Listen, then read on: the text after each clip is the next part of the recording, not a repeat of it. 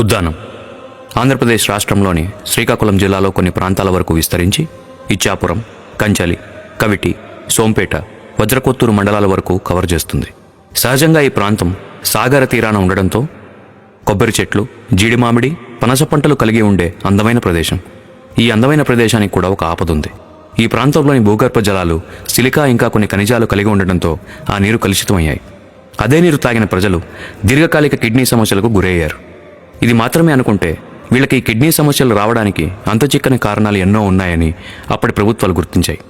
ఈ ప్రాంతంలో 1990లోనే 35,000 మంది కిడ్నీ సమస్యతో బాధపడుతున్నారని అప్పటి అధికారులు గుర్తించారు. అలా కాలం గడుస్తున్న కొద్దీ 10 ఏళ్లలో 4,500 మంది ఈ సమస్య వల్ల ప్రాణాలు కూడా కోల్పోయారు.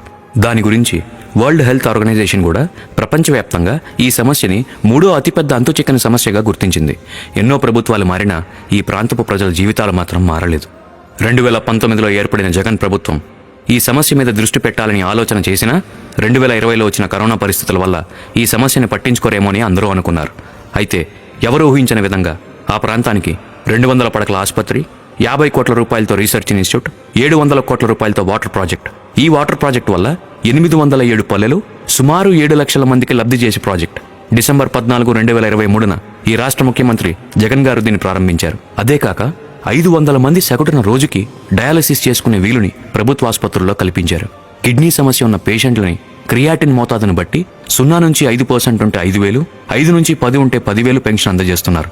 ఈ ప్రభుత్వం ఇచ్చిన మాట నిలుపుకుంది. ఇక ఓటర్ వంతు. ఆలోచించండి. మాటలు చెప్పేవారు కావాలా, మాట నిలుపుకునేవాడు కావాలా?